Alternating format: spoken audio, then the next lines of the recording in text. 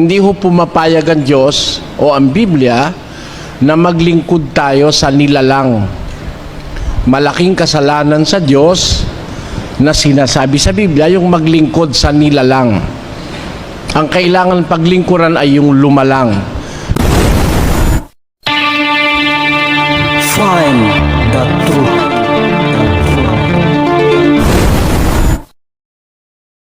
Atin pong pinag-aaralan, kung inyong natatandaan, ang ukol sa Diyos na ipinakikilala sa Biblia. At nagumpisa po tayo noong nakaraan na kilalanin yung Diyos na dapat nating paglingkuran. Nakita po natin na ang Diyos na yon ay yung sinasabi sa Bibliang lumikha o lumalang, the Creator. Hindi ho pumapayag ang Diyos o ang Biblia na maglingkod tayo sa nilalang. Malaking kasalanan sa Diyos na sinasabi sa Biblia yung maglingkod sa nilalang. Ang kailangan paglingkuran ay yung lumalang. At classified po yung paglilingkod sa nilalang, classified po yan sa Biblia na kasinungalingan. Pakinggan nyo sa 1:25 ng Roma. Ganito po ang nakasulat. Sapagkat pinalitan nila ang katotohanan ng Diyos ng kasinungalingan, at sila'y nagsisamba at nangaglingkod sa nilalang kaysa lumalang. Ayun, sabi ng Biblia, pinalitan ng wika nila ang katotohanan ng Diyos ng kasinungalingan. At sila'y naglingkod sa nilalang kaysa sa lumalang. Therefore, tinatawag ng Biblia ang kasinungalingan yung paglilingkod sa nilalang kaysa sa lumalang. Ang dapat paglingkuran yung lumalang. At yun po ngayong gabi ang ating isa-isang aalamin sa Biblia, kung alin yung Diyos na lumalang na sinasabi sa Biblia. Atin pong tatalakayin ngayong gabi kung sa paglalang ng Diyos ay papaano natin siya makikilala bilang lumalang. Gaya po ng sinabi ko sa inyo noon, ang unang-unang talata sa Biblia, yung Henesis 1:1, kung atin po itong babasahin dun sa kanyang Hebrew original tongue. In the beginning, God created the heavens and the earth. Nang pasimula, nilalang ng Diyos ang mga langit at ang lupa. Yun ho sa Hebrew ay Elohim. Elohim na kung atin pong pag-aaralan sa gramatikang Ebreo, yun po'y isang plural na pangalan, yung Elohim. Galing dun sa singular na Eloah. At ito'y maiintindihan natin ngayong gabi, bakit ginagamitan ng salitang Elohim yung salitang Diyos na itsinalin sa Tagalog. Nang ito po'y isalin sa English, ginamit naman yung salitang God. Ayun po ang ating mapapansin doon. Lumalabas sa Tagalog at saka sa English, maging sa German, maging sa Latin, ito po'y nagiging parang singular. Samantalang, originally, it was written in the word Elohim, na which denotes plurality. Aalamin po natin ngayon sa Biblia kung bakit ganon. Nakita natin nung nakaraan ng lalalangan Diyos ng tao, merong ganito pong pangyayaring naganap na sinulat si Propeta Moises. At ibig ko pong balikan natin ang talatang ito. Sa 1:26 ng Henesis, ganito po ang nakasulat. At sinabi ng Diyos, lalangin natin ang tao sa ating larawan, ayon sa ating wangis. Sinabi ng Diyos ang wika, lalangin natin ang tao sa ating larawan ayon sa ating wangis. Dito mapapansin nyo, magkakaroon na ng isang usapan, lalo na dun sa mga taong matatakaw sa huwag nyo naman akong pagkamalian na masama ang aking gustong sabihin. Meron ng taong matakaw sa daldalan eh. Nasa unang Timoteo yan, 6 versikulo 3. Pakinggan nyo. Kung ang sino may nagtuturo ng ibang aral at hindi sumasang-ayon sa mga salitang nakagagaling sa makatwid ay sa mga salita ng ating Panginoong Hesukristo at sa aral na ayon sa kabanalan. Ang gayon ay palalo, walang nalalamang anuman, kundi may sakit sa mga usapan. Ayun. Meron tao, may sakit sa mga usapan. Sakit niya na yung usapan ng usapan. Yung argumento ng argumento. Ayaw niyang sumang-ayon dun sa magaling. Kahit na ba sa palagay na ng iba'y tama na, sa kanya hindi pa rin. Merong ganong mga tao. Kaya pag dumating na dun sa puntong lalangin natin ng tao, ayon sa ating larawan, ayon sa ating wangis, usapan na naman yan dun sa iba. Ayaw silang maniwala dun sa nakasulat. Sinabi ng Diyos. Pag sinabing sinabi, understood logically, may pinagsasabihan. Tama po ba ako? Hindi. Pagka sinabi, may pinagsasabihan. Meron ba namang sinabi, wala namang pinagsasabihan? Kaya nga ginamit ni Moises yung salitang introductory to that phrase, let us make man after our own image and likeness. And God said, He said it to nothing. Kagaya ng paniwala ng mga oneness, na wala raw namang kausap ang Diyos doon. Wala palang kausap. Kanino sinabi yung sinabi? Sabi, sinabi ng Diyos. And God said, let us make man after our own image, after our likeness. Lalangin natin ang tao ayon sa ating larawan, ayon sa ating wangis. Kayo ho, tatanungin ko, sa inyong pag-iisip na maliwalas at maliwanag ngayong gabi, nung sabihin ng Diyos yon, may kausap siya o wala? May pinagsabihan tiyak. Kasi sinabi sinabi ng Diyos. Ikaw ba naman sasabi ka nang wala kang pagsasabihan? Palagay ko kayong Kapampangan, lunto kang murit. Sasabi ka, lala ka man pisa sa biyanan. Di ba? Sa Kapampangan noon, tawag doon murit. Sa Tagalog, sira. Sa Bisaya, buwang. Biro mo, nagsasalita, may pinagsasabihan, wala naman palang pinagsasabihan. Natiyak natin talaga namang merong pinagsasabihan. Sinabi ng Diyos, lalangin natin ang tao ayon sa ating larawan, ayon sa ating wangis. Ayan. Maliwanag po yan. Tanong, may kausap o wala? Natural meron. Kung merong kausap, sino kausap? Let us analyze the sentence. Lalangin natin. Ang nagsasalita, yung principal na manlalalang, sabi niya dun sa kausap niya, lalangin natin. O di hindi siya nag-iisa, meron siyang kasamahan. Ang katunayan, ginagamit yung pronoun na natin. Let us. Iba yung let us kesa sa I will. Ang layo nun sa gramatika at sa retorika, pagkalayo-layo nun. Kung siya'y mag-isa lang, sana sinabi niya, I will make man. Lalalangin ko. Nag-iisa lang siya. Pero nasabihin niyang, lalangin natin. May kausap siya, tiyak na tiyak doon. At yung kausap niya, kasama niya sa paglalang. Lalangin natin ang tao ayon sa ating larawan, ayon sa ating wangis.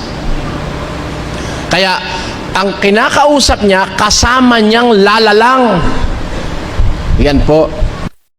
Kasama niyang lalalang ang kausap niya. At ang lalalangin nila sa kanyang panukalay, tao. Lalangin natin ang tao. Paano nila lalalangin? Aayon sa kanilang larawan at wangis. Ngayon, tanong, sino kausap? Natural, ang kausap yung kawangis niya at kalarawan niya. At silang ang dalawa, o kung dalawa sila, kung tatlo man sila, sa kanila ikukuha ng larawan at wangis yung tao na kanilang lalalangin. Ayon. At ang nagsasalita at yung kausap ay magkalarawan at magkawangis. Pareho sila ng larawan at wangis. Kumbaga sa Tagalog, magkahawig sila. Kumbaga naman sa English, they are look alike. Magkamukha. Talungin natin ang Biblia, sino po ba ang kausap ng Diyos nung sinabi niyang lalangin ang tao ayon sa kanyang larawan at wangis? Meron ba siyang kasamahan nung lalalang siya? Pakinggan niyo ang ulat sa 8:22 ng Aklat ng Kawikaan. Ganito ang ating mababasa. Inari ako ng Panginoon sa pasimulan ng kanyang lakad, bago pinasimulan ang kanyang mga gawa ng una. Bago pala nagpasimula ang Diyos gumawa, meron na siyang kasama Inari ako ng Panginoon sa pasimulan ng kanyang lakad. The Lord possessed me in the beginning of His way. Hindi sinabi rito siya'y nilalang, He was possessed by the Lord in the beginning of His way. Inari ako ng Panginoon sa pasimula ng kanyang lakad bago pinasimulan ang kanyang mga gawa ng una. Tenyo, hindi pa gumagawa ang Diyos, hindi pa lumalalang, itong nagsasalitang ito, kasama na ng Diyos. Anong katunayan? Tuloy natin ng basa. Ako'y nalagay mula noong araw, mula nang walang pasimula. Kailan yun? Bago nalikha ang lupa. Hindi pa pala nalilikha ang mundo, bago pa nilikha ang lupa, mula nung wala pang pasimula, ako'y nalagay na, sabi niya. Tuloy natin. Ako'y nailabas nang wala pang mga kalaliman, nang wala pang mga bukal na sagana ng tubig. Bago ang mga bundok ay nalagay, bago ang mga burol ay ako'y nailabas. Samantalang hindi pa niya nililikha ang lupa, ni ang mga parang man, ni ang pasimulaman ng alabok ng sanglibutan. Nang kanyang itatag ang langit, nandoon ako. Tanyo, ano ba unang-unang ginawa ng Diyos ayon sa Biblia? Di ba, langit? Nung itinatatag niya langit, nandun ako. Wala pa yung mga parang o ang pasimulaman ng alabok ng sanlibutan. Saan ho ba galing ang tao? Sa alabok. Ito wala pa yung alikabok, nandun na ito Papayag ba kayo? Tao ito? Tao ba ito? Ang tao galing sa alabok, ito nauna pa sa alabok, nauna pa nga sa langit ulit natin yung parting kapiraso na yon. Samantalang hindi pa niya nililikha ang lupa, ni ang mga parang man, ni ang pasimulaman ng alabok ng sanglibutan.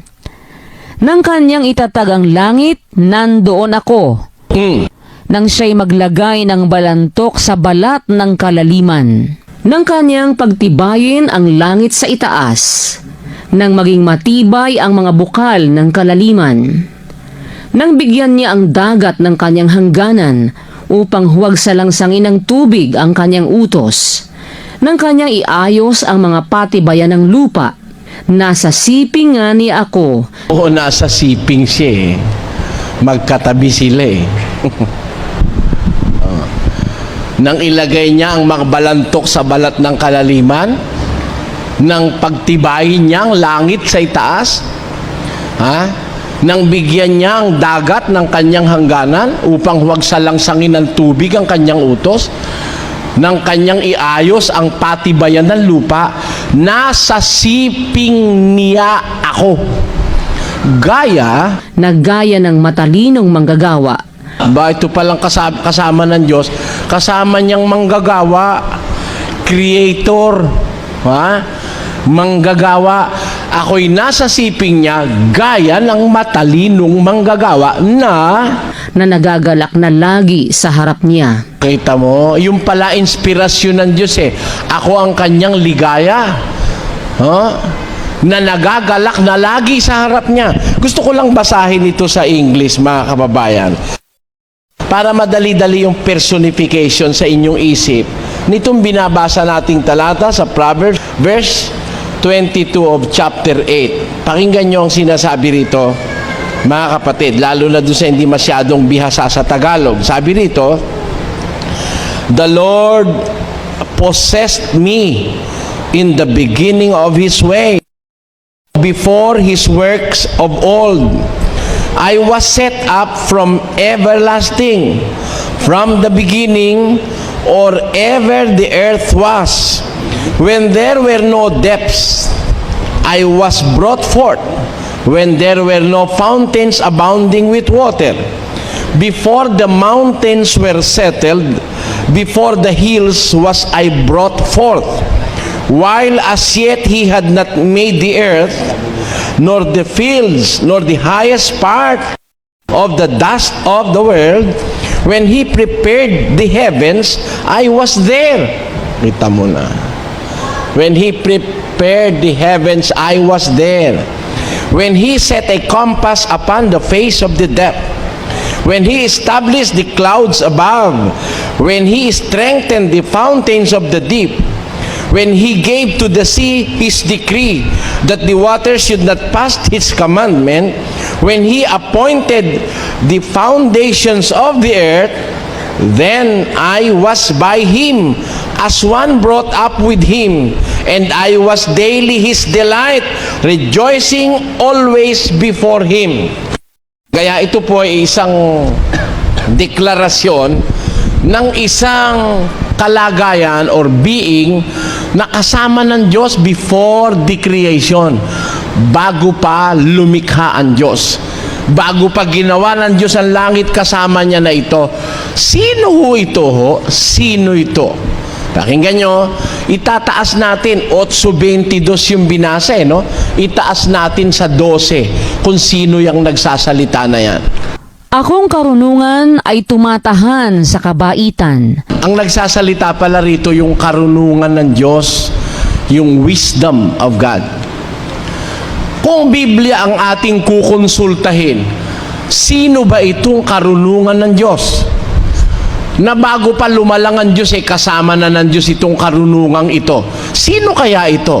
Pakinggan nyo sa unang Korinto 2, versikulo 6 hanggang 8. Ganito po ating mababasa. Gayunman ay nangagsasalita kami ng karunungan sa mga may gulang. Sabi po ni San Pablo, nagsasalita kami ng karunungan sa mga may gulang. Magaman hindi ng karunungan ng sanglibutang ito, o ng mga may kapangyarihan sa sanglibutang ito, na ang mga ito'y nangauuwi sa wala, kundi sinasalita namin ang karunungan ng Diyos sa hiwaga, yaong karunungan na itinalaga ng Diyos bago nilalang ang mga sanglibutan. Pero ito pala yung karunungang bago pa lumalang ang Diyos, nakatalaga na yon. Yun ay kang karunungang itinalaga ng Diyos bago pa nilalang ang mga sanlibutan na hindi napagkilala ng sino mang pinuno sa sanglibutang ito. Bakit? Sapagkat kung nakilala sana nila, ay dising di ipinako sa krus ang Panginoon ng kaluwalhatian. Sino ho yung karunungan? Hindi man nakilala ito ng mga pinuno ng sanlibutan. Itong karunungan, itong itinalaga na ng Diyos bago pa nilalang ang sanlibutan. Hindi naman nakilala ng mga pinuno ng sanlibutan ito. Sapagkat kung nakilala sana nila, dising di ipinako sa krus ang Panginoon ng kaluwalhatian. Sino ba'y napako sa krus? Di ba si Kristo? Natural, si Kristo yung karunungan ng Diyos. Kasama na siya ng Diyos, di pa lumalalang ang Diyos ng anuman. Anong katunayan po sa Biblia na si Kristo ang karunungan ng Diyos? Pakinggan nyo sa unang Korinto 1:24. Ngunit sa kanila na mga tinawag, maging mga Hudyo at mga Griego, si Kristo ang kapangyarihan ng Diyos at ang karunungan ng Diyos. Christ is the power and the wisdom of God. Si Kristo ang kapangyarihan ng Diyos at ang karunungan ng Diyos. Kaya yung Kristo na yon, bago naging Kristo, tinatawag sa Biblia yung wisdom of God, power of God. Karunungan ng Diyos, kasama ng Diyos dun sa umpisa pa lang. Nung lumala lang, magkasama sila. Magkausap nga sila. Balik natin kung anong usapan nilang dalawa. Pakinggan nyo. At sinabi ng Diyos, lalangin natin ang tao sa ating larawan, ayon sa ating wangis. Makatwiran na ho ba yung salita? Makatwiran, may kasama pala, kaya may kausap. At ang kausap yung karunungan. At ang karunungan, yun ang Kristo. At nag-uusap sila tungkol sa paglalang nila sa tao. Lalangin natin ang tao, sabi niya. O ngayon, talaga bang may patutuo tayo sa Biblia na ang kausap ng Diyos si Kristo nung magpasimulang lalalang sila ng tao? Pakinggan nyo kung sino yung kausap ng Diyos na kanyang kalarawan at kawangis. Sa Kolosas 1:15, ganito ating mababasa. Na siya ang larawan ng Diyos na di nakikita. Si Kristo ang larawan ng Diyos na di nakikita. Ano pa ang pruweba? Pakinggan nyo sa Hebreo, sa 1:2-3. Ay nagsalita sa atin sa mga huling araw na ito sa pamamagitan ng kanyang anak, na siyang itinalaga na tagapagmana ng lahat ng mga bagay, na sa pamamagitan naman niya ay ginawa ang sanglibutan. Palibhasay siyang sinag ng kanyang kaluwalhatian at tunay na larawan ng kanyang pagka-Diyos. Sino ang larawan ng Ama? Natural naman yung miski sa natural mo gadaanin Ang unang-unang kamukha ng Ama, anak, yun ang possibility, di ba? Sino ba magkalarawan? Di yung Ama at saka yung anak. Sabi ng Biblia, siya ang larawan ng kanyang pagka-Diyos. Tao ba yun? Nako, nagkamali ho ng malaki yung tao ng tao raw si Kristo. Pagkalaki-laking pagkakamali, mas malaki sa kanila. Mas malaki sa maiisip mo ang pagkakamali nung nagsasabing si Kristo'y tao. Bakit? Ayon sa Biblia, wala pang tao. Wala pa ngang alabok ng lupa pinagkunan sa tao. Meron na siya, ando na siya. Kasama na siya ng Diyos. At bilang kasama, siya yung kalarawan, kawangis, nakausap, lalangin natin ang tao. Ayon sa ating wangis, ayon sa ating larawan. Sino ho ang dapat nating kilalanin bilang mga tao? Sabi sa Biblia, ang dapat nating kilalanin yung lumalang sa atin. Yung palang lumalang sa atin, mag-ama Yung ama at saka yung kanyang anak, nag-uusap na lalalang sila. Kaya nung lumalang naman talaga, magkasama silang lumalalang. Di ba? Pakinggan nyo ang pruweba sa Apokalipsis. Ganito ating mababasa. Na nung lumalang ang Diyos, may kasama siya. At siya pang saksi. Basa. Ang mga bagay na ito ay sinasabi ng siya nawa, ng saksing tapat at totoo, ng pasimula ng paglalang ng Diyos. Kita nyo? Nung saksing tapat at totoo, alin ang sinaksihan niya? Nung pasimula ng paglalang ng Diyos. Sa pasimula ng paglalang ng Diyos, saksi na siya. Itong saksing tapat at totoo. Sino ito? Saksi ni Jehovah? Hindi, si Kristo ito. Nandun na siya.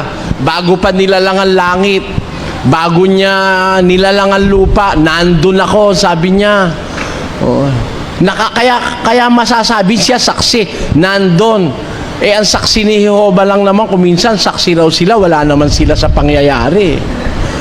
Kung minsan, nagtataka rin naman ako, huwag namang magagalit kung may saksi ni Jehovah.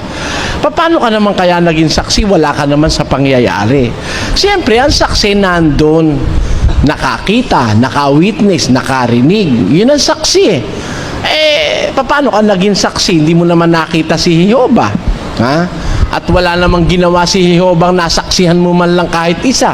Ang talagang saksi na sinasabi sa Biblia, tunay at tapat na saksi, si Kristo. Kasi nandun siya talaga nung lumilikha ang Diyos, nandun siya. Ha?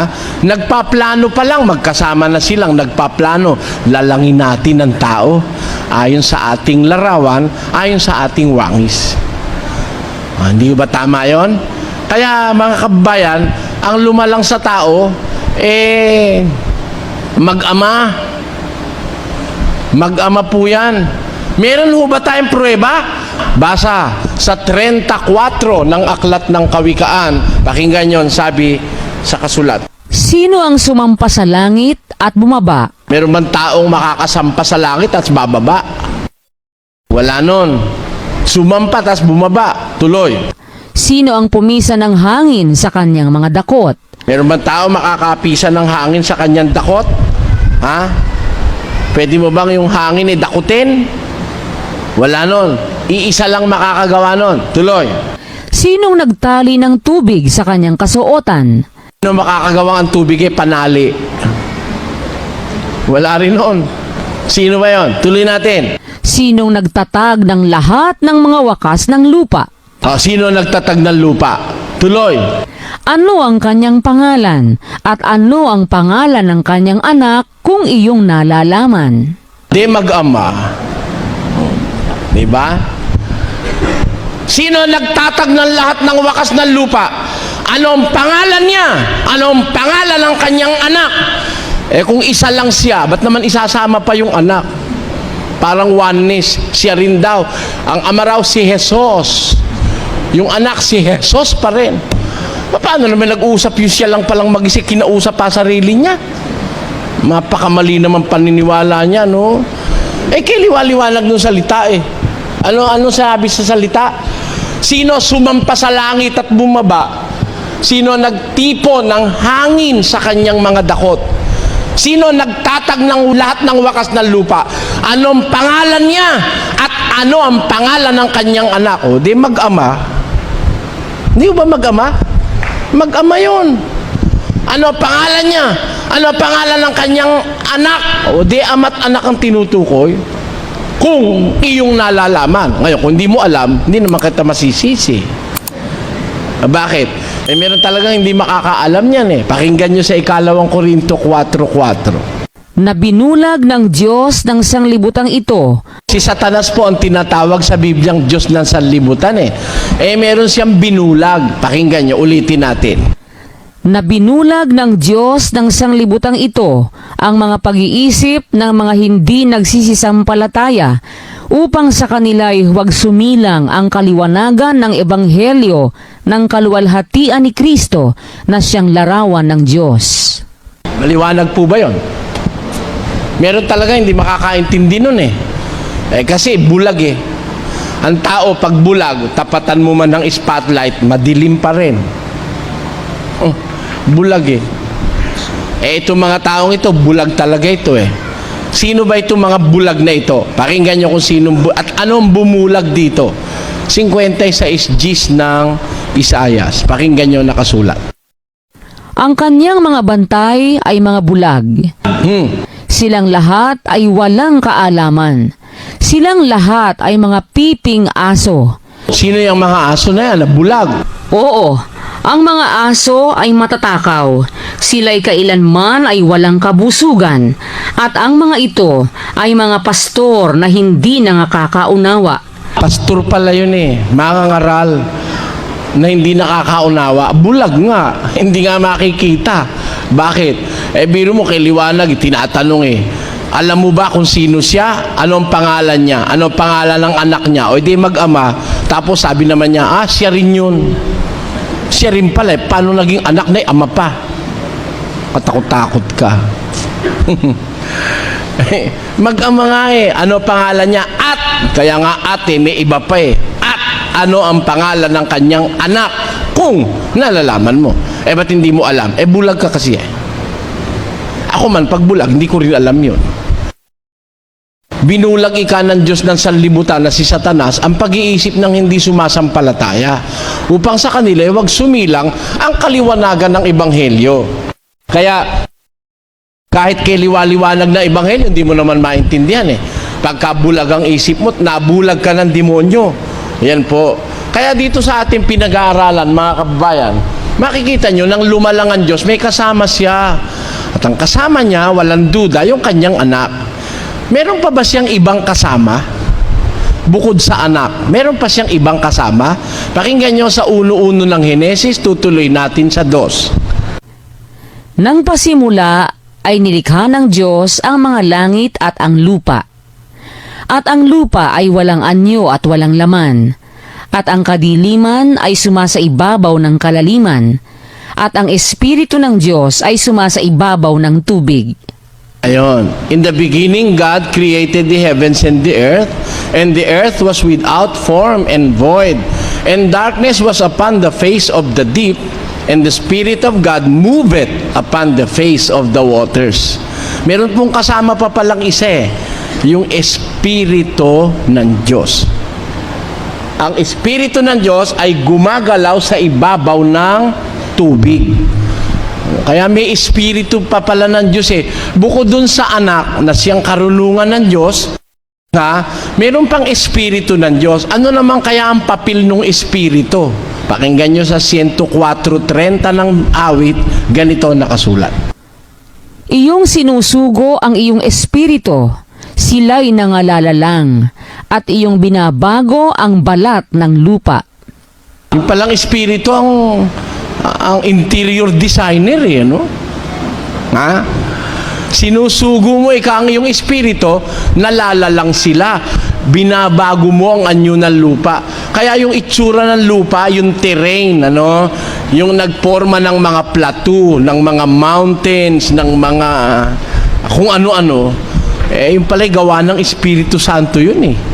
Naintindihan niyo po, ibig sabihin mga kapatid, yung Espiritu ng Diyos ang bumago ng balat ng lupa kasi sa umpisa, the earth was without form and void.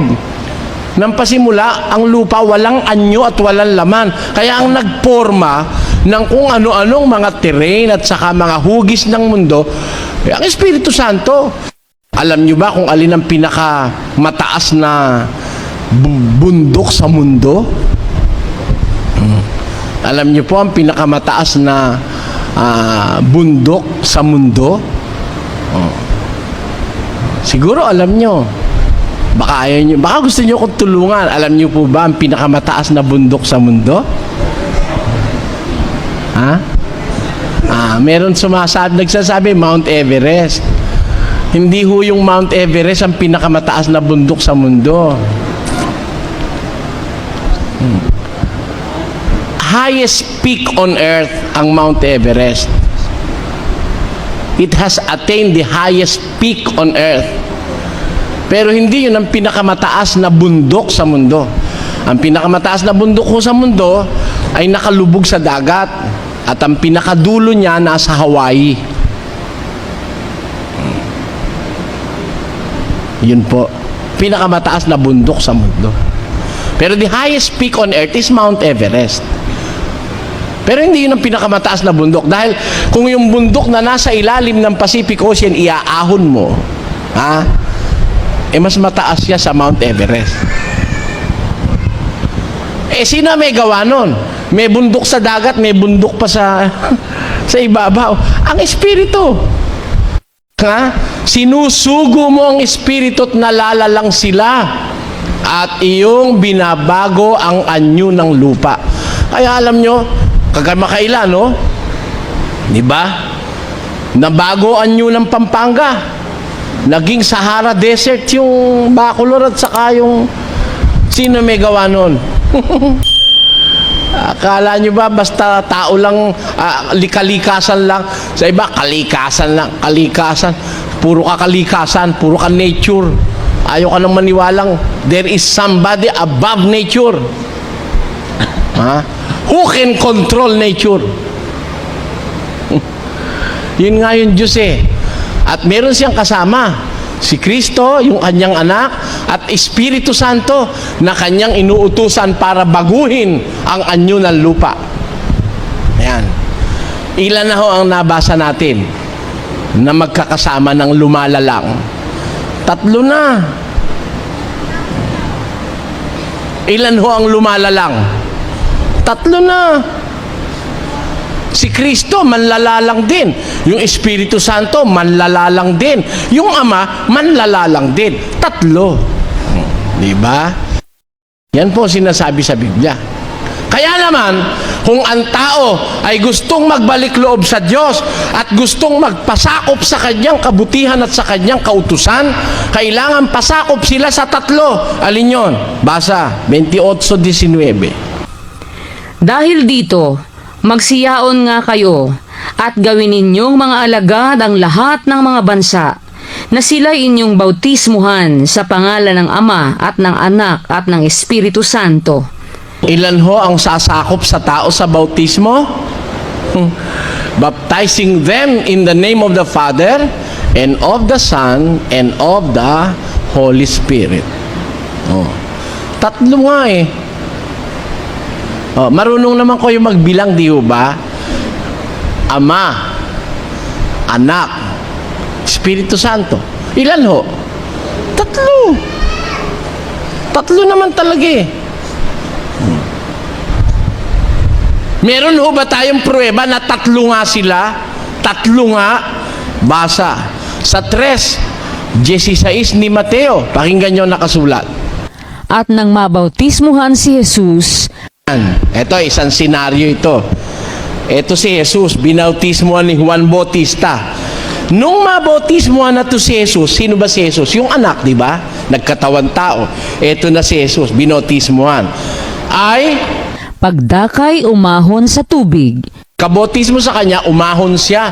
He went straightway up out of the water. Nung makamabautismuhan siya, umahon siya sa tubig. At narito, nangabuksan sa kanya ang mga langit at nakita niya ang Espiritu ng Diyos na bumababang tulad sa isang kalapati. Ilan na? Dalawa na. Ito si Jesus, binotismuhan. Tapos nabuksan yung langit. Nakita ni Jesus yung Espiritu Santo ng Diyos bumababa sa kanyang tulad sa isang kalapati. Tuloy. At lumalapag sa kanya. At narito, ang isang tinig na mula sa mga langit na nagsasabi, "Ito ang sinisinta kong anak." Nakita nyo? Ilan? Tatlo. Hindi siya rin. Anong siya rin? Eri nga si Jesus. Binotismuhan, ano ka? Oh. Tapos nabuksan ng langit. Ito naman yung Espiritu Santo bumababa. Aba si Jesus na naman, yun daw Espiritu Santo, Jesus din daw yun. Paano nangyari? Ito na si Jesus, andun pa, bababa pa, tapos sa kanya rin pala pupunta. Ano ka ba nakalukuhan namang nalalaan ng iba? Ha? Ito na nga si Jesus yung anak. Binotismuhan ni Juan Bautista sa ilog ng Jordan.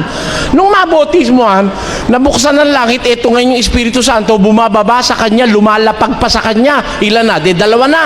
Tapos, isang tinig ang nagmula sa mga langit na nagsasabi, "Ito ang sinisinta kong anak." Diba? Di tata yun. Tinuturo yung anak. Sana sabi niya, "Ako rin ang anak." Wala naman nun eh. Ito. Oh. Tinuturo yung binotismuhan. Sino yung binotismuhan? Si Jesus. Tapos dumating yung Espiritu Santo, lumapag sa kanya. Tapos, mayroong tinig nasa langit. Asan yung nagsasalita? Nasa langit, wala sa Jordan. Hindi magkaiba. Yung isa nasa Jordan, yung isa nasa langit. O yung isa naman nagtatravel, bumababa kay Kristo. Narinig ngayon yung tinig galing sa langit. "Ito ang sinisinta kong anak." Sana sabi niya, "Ako ang sinisinta kong anak rin." Ako rin. Hindi ganon. Sabi nung nasa langit, "Ito ang sinisinta kong anak na siya kong kinalulugdan. This is my beloved Son, in whom I am well pleased." Di ba? Maayos naman eh. Pag maayos lang naman talaga isip mo, maayos naman ang Biblia eh. Di ba? Kung maayos ang isip mo, maayos ang Biblia. Hindi naman magulo eh. At tamang-tama naman talaga. Bakit hindi tamang-tama? Kaya pala naman nag-uusap tatlo naman pala sila lalangin natin. Kaya pala naman ganun ang grammar lalangin natin. May kausap talaga. Hindi naman nag-iisa para sabihin, lalangin ko, natin nakatingin sa kanya. Kaya naman si Kristo, nung nakikipag-usap siya sa Ama, tumitingala naman siya sa langit. Pakinggan nyo. Nung andito siya sa lupa, basa tayo. Ang mga bagay na ito, ay sinalita ni Jesus. At sa pagtingala ng kanyang mga mata sa langit, ay sinabi niya, Ama, dumating na ang oras. kita mo, nang sabihin ito ni Jesus, tumingala siya sa langit at sinabi, Ama, dumating na oras. Bakit kailangan tumingala? Kasi yung Ama nasa langit. Kung siya rin yung Ama,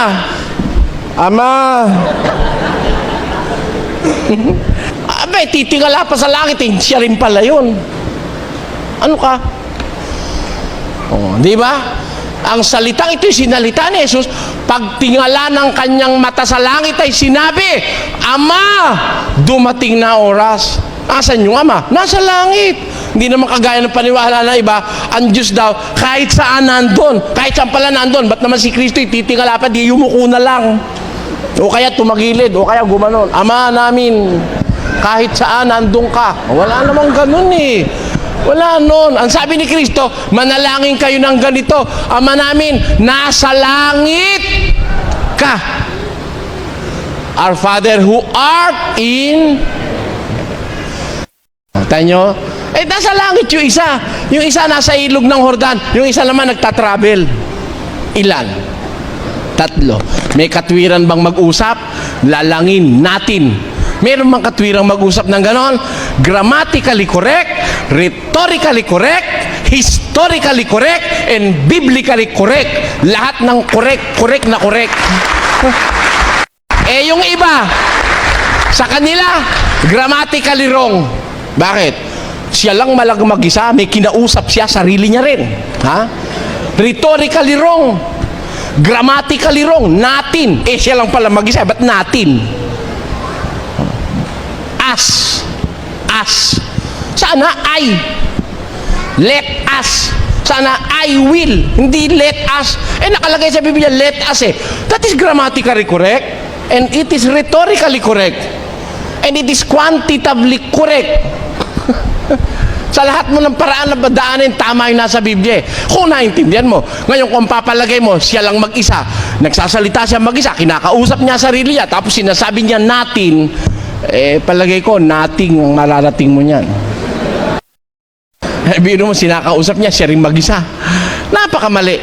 Establisado sa Biblia, mga kapatid, there is a fact that we have established in the Bible, we have understood in the Bible that there were three powers above men. May 3 kapangyarihang dapat makasakop sa tao. Ito ang Ama, ang Anak, at ang Espiritu Santo. Kaya nung mag-utos si Kristo ng baptism, baptize them, ang sabi niya, in the name of the Father, and of the Son, and of the Holy Spirit. Kaya, bautismuhan sa pangalan ng Ama, ng Anak, at ng Espiritu Santo. Mayroon 3 kapangyarihang nararapat sumakop sa tao. At miski si San Pablo, nang siya'y mangaral after the ascension of Jesus Christ, kung siya'y magbindisyon, 3 rin ang pambibindisyon niya pag nagbibindisyon siya sa mga kapatid. Pakinggan niyo ang bindisyon apostolika. Ang biyaya ng Panginoong Hesukristo at ang pag-ibig ng Diyos at ang pakikipisan ng Espiritu Santo ay sumainyo nawang lahat. 3 di ba? Ang biyaya ng Panginoong Hesukristo, ang pag-ibig ng Diyos at ang pakikipisan ng Espiritu Santo ay sumainyo nawang lahat. Di 3 talaga. Meron 3. Ngayon, dito sa 3 ito nagkakagulo ngayon ng mga relihiyon. Alam nyo ba dahil dyan nagkahiwalay ang Catholic Orthodox at Catholic na Roman Catholic? Kaya nagkaroon ng classification, Roman Catholic at saka Orthodox Catholic. Kasi supposedly, ang kahulugan ng Catholic, universal. Kaya nilagyan ng Roman Catholic na nagpamali tuloy. Bakit mali? Paano Catholic kung Roman lang? Di ba? Catholic means universal. Ha? Walang dibisyon, Catholic, universal, pambuong sanlibutan. Yun ang kahulugan ng Catholic. Nung mag-awa yung Catholic na ang pangkat ng isa'y taga-Roma at isa naman pangkat ng taga-ron sa Britanya, nagkaroon tuloy ng dalawang paksyon. The Roman Catholic and the Orthodox Catholic. Alam nyo ba, pinaghiwalayan ng dalawa? Maliit lang na diferensya, naghiwalay sila. Anong pinaghiwalayan? Yung doktrina tungkol sa tatlo. Pinipilit ng Katoliko, yun daw tatlo, pare-pareho, walang ungusan. Nasa librong Katoliko yon. Yun daw tatlong persona sa iisang Diyos kuno, yun daw pare-pareho, pantay-pantay, walang ungusan. Yun. They are co-equal. Yan ang doktrina Katolika. Naniniwala naman itong Orthodox na hindi ganon. Kapirasong salita lang dun sa isang statement of faith ang hindi pinagkasunduan, naghiwalay sila. Diyan na. Kaya maintindihan mo, tinawag ngayon niya ng Katoliko, Mystery of the Holy Trinity. Tawag sa Katoliko dyan. Ang misteryo ng Santissima Trinidad. Bakit misteryo? Wala kang makaunawa, walang makapagpaliwanag. Ha?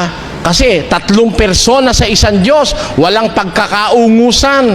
Ha? Walang mataas, walang mababa doon sa tatlo. Pare-pareho silang general, kumbaga. Ayun. Yan ang doktrina Katolika. Hindi natin sinasabi ito para mang-atake, no? We are just comparing beliefs. We are not concerned about the personal of any person. The personality of any person. Their beliefs, their principles. Oh? They're supposed to be truth that they are teaching people.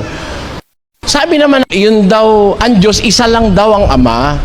Si Kristo tao, at ang Espiritu Santo, hindi naman daw Diyos yun. Basta isa lang Diyos, ang Ama lang. Kaya nga, ang tanong ko sa kanila, ano yung Espiritu Santo? Ano ba yon? Espiritu Santo nga ika. Ano nga yun? Espiritu nga ika. Ano nga kako yun? Hindi kami matatapos. Ba't inuulit-ulit mo? Kasi kako, yung anghel, Espiritu rin yun. Pero pag sinabing anghel, anghel. Tapos yung anghel, may kirubin, may serapin, may anghel. Oh. Yung Espiritu Santo, saan mo ika-classify? Hindi raw anghel yun. O hindi naman daw Diyos. Saan mo ika-classify? Saan mo sasaksak ang Espiritu Santo sa classification? Basta Espiritu na lang. Yung mga demonyo, Espiritu rin yun eh. Oh. Kawawa naman ng Espiritu Santo pagka kung saan-saan mo lang ilalagay. Kung saan mo gustong ilagay. Dahil maiipit ka pag inilagay mo sa tamang kalalagyan eh. Ang Espiritu Santo, Espiritu, tama yon. Pero ang demonyo, Espiritu rin. 16:14 ng Apokalipsis. Ang mga anghel, Espiritu rin. 1:14 ng Ebreo. Pare-parehong Espiritu yan. Pero ang Espiritu Santo, saang kategorya mo ilalagay? Kung isa lang ang Diyos na ang Ama lang, si Kristo tao, yung Espiritu Santo, saan mo lalagay? Kaya tuloy nagtampo sa kanila Espiritu Santo, hindi sila sinasamahan eh. Di ba?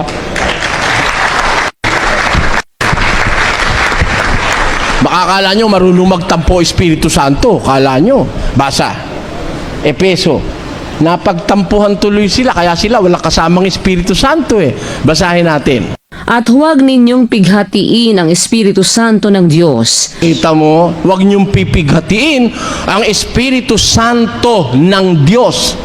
Kaya yung Diyos may Espiritu Santo. Yung Espiritu Santo ng Diyos, huwag mong pipighatiin, lalayas yun sa'yo. Yung iba, ayaw maniwala sa Espiritu Santo. Saksi ni Jehovah naman, yun daw Espiritu Santo, yun naman daw ay active force ng Diyos. Kumbaga, active force, para raw kuryente na dumadaan sa alambre. Yun daw ang Espiritu Santo, yung kuryente. Marami silang mga imbento, no? Tayo, ayoko nung nag-iimbento tayo. Let us study this further. There are three powers that is being taught to us by the Bible. Sinasabi yung isa na Ama, ang tawag dun sa isa'y Anak, ang tawag naman sa isa'y Espiritu Santo. Sino-sino ito? Tama po ba ang Iglesia Katolika sa kanyang doktrina na sila raw tatlo magkakapareho? They are co-equal? Wala raw ho silang pagkakaungusan? Umpisahan ho natin ngayon ang distinction ng tatlo.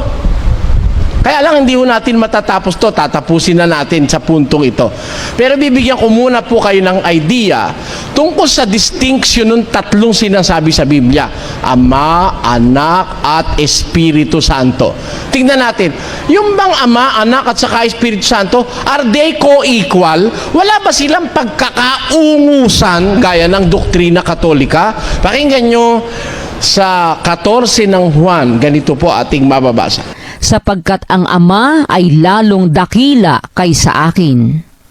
Meron ho bang nakaungos? Meron ho nakaungos? Sabi ni Kristo ang Ama ko lalong dakila kaysa akin. Hindi naman niya sinabing ang Ama ko dakila kaysa akin. Kundi ang sabi niya, lalong dakila kaysa akin. May napakataas pala nung Ama. Biro mo, dakila na si Kristo, lalo namang dakila yung Ama kaysa kay Kristo. Di ang taas nung Ama, yung Espiritu Santo. Kapantay ba nung Ama? Pakinggan nyo, sa Juan, ganito ang sabi ni Kristo. Katotohanang sinasabi ko sa inyo, ang alipin ay hindi dakila kaysa kanyang Panginoon. Ni ang sinugo man ay dakila kaysa nagsugo sa kanya. Sino ho ang dakila? Yung nagsugo o yung sinugo? Natural, yung nagsugo. Ang alipin, hindi pwedeng dakila pa sa Panginoon. Ni yung sinugo kaysa sa nagsugo sa Kanya. Meaning, na yung nagsusugo, mas dakila kaysa sa sinusugo. Tanungin natin, pareho ba ang Ama at ang Espiritu Santo? Pareho ba sila? Pakinggan nyo kung pareho sila. Wala ba silang pagkakaungusan ng Ama between the Holy Spirit and the Father? Pakinggan nyo. Datapwat ang mang-aaliw sa makatwid bagay ang Espiritu Santo na susuguin ng Ama sa aking pangalan.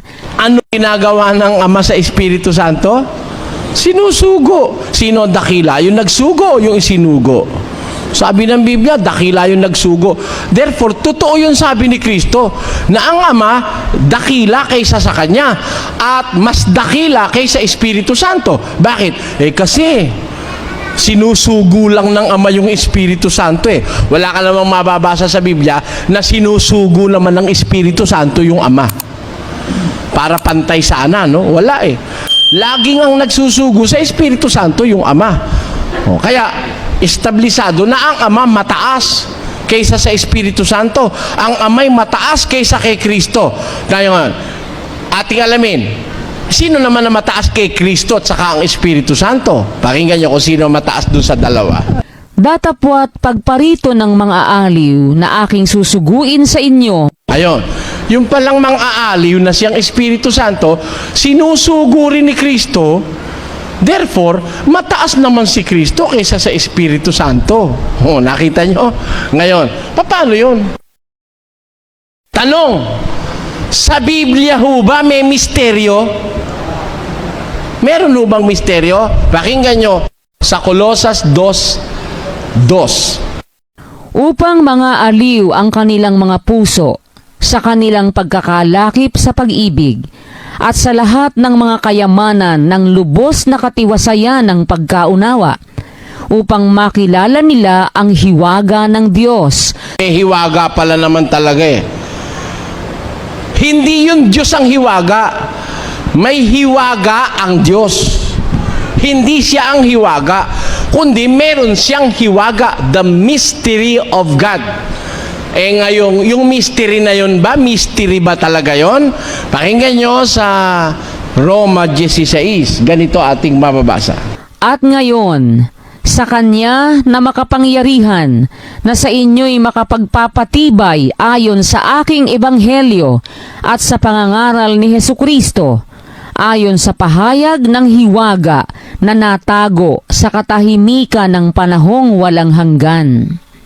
Datapwat na hayag na ngayon, Palang hiwaga ng Diyos na nakatago sa katahimikan ng panahong walang hanggan, nahayag na ngayon. Kailan yung ngayon? Nung panahon ni San Pablo. Dapat maging maging stricto tayo eh. Sabi ni Pablo, siya nagsasalita, yung hiwaga ng Diyos na nakatago sa katahimikan ng panahong walang hanggan, nahayag na ngayon. Kailan nahayag? Nung panahon ni San Pablo, panahon ni Kristo, panahon ng mga apostol. Hindi naman kagaya tayo ng iba dyan. Upon this rock, I will build my church.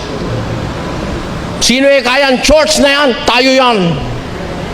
Bah, hindi pa tao lelong mo. Tinayo na yung iglesia, tapos nabasa mo ngayon, ikaw yan. Ay nako. Kaya pinag-aaral ko kayo mga bayan eh. Mag-aaral tayo, may nakasulat na pisara, may Biblia kayo. Pag-aralan nyo sinasabi ko. Biro mo, I will build my church. Tapos sila raw yun. That was spoken by Christ 2,000 years ago. Tapos kayo yan? How dare you? Hindi ka ba nahihiya niya sa balat mo? Bago siya pumanik sa langit, naitayo na yung iglesia. Naitayo na. May iglesia na. Bago pumanik si Kristo sa langit. At nung makapanik siya sa langit, sinigurado naman ni San Pablo na talagang may iglesia na nga. Pakinggan nyo. 4:4 ng Efeso. may isang katawan. There is one body. Meron o wala? Kaya liwanag, may. Meron o wala? Hindi sinabi ni Pablo, there will be one body. Hindi. Magkakaroon ng isang katawan. Hindi ganun sabi niya. Sabi niya, there is one body. May isang katawan. Alin ba yung isang katawan na yon? Na meron na nung panahon pa ni Pablo. Basa. At siya ang ulo ng katawan sa makatwid bagay ng iglesia. He is the head of the body, which is the church. Ano yung iglesia? Yung body? Church. Katawan, yun ang iglesia. May iglesia na, wala pa. Meron na. Bago pa pumanik sa langit si Kristo, meron eh. Tapos nabasa nung isa, I will build my church. Sino yan? Tayo yan. Talagang hindi ka pa nga tao, may iglesia na, tapos nabasa mo ngayon, kayo yan? Imposible. Ganon din naman ang ibig kong sabihin, mga kababayan. May ama, may anak, may Espiritu Santo. Misteryo raw. Hindi misteryo yun. Sabi ni Pablo, nahayag na ngayon ang misteryo. Aling misteryo inihayag ng Diyos? Yung misteryong nakatago mula pa ng katahimikan ng panahong walang hanggan. Nahayag na ngayon. Kanino inihayag? Kolosas. Pakinggan nyo kung sino makakaintindi ng misteryo.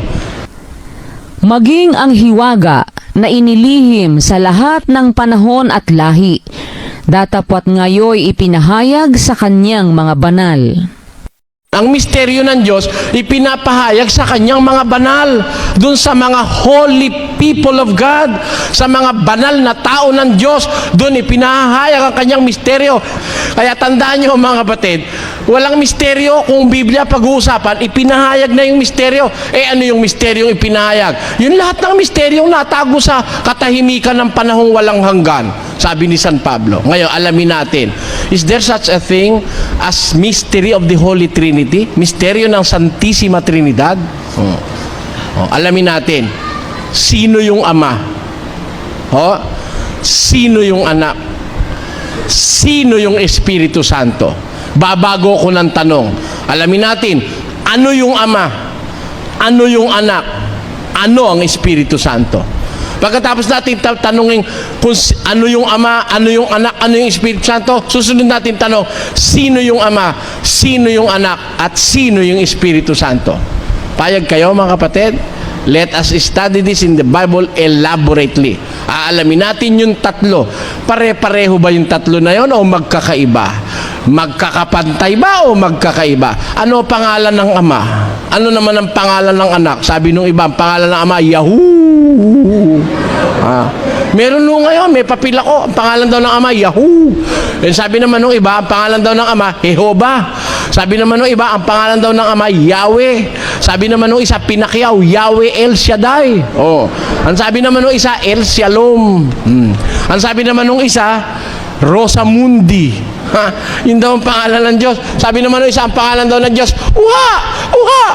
Yun ay ika ang sinasabi ng bata pagka panganak, Uha! Uha! Kaya ang pangalan ay ika ng ama, Uha! Napaka... Meron naman ang sabi, ang pangalan daw ng ama, ako nga. O, alamin natin sa Biblia. Alamin natin yung Diyos. Yung Ama, yung Anak, yung Espiritu Santo. Isa-isahin natin. Hindi lang ho natin kayang tapusin yan sa isang pagkakataon. Maasa po kami na babalik uli kayo sa susunod para sa inyong pakikinig ng ating pinag-aaralan.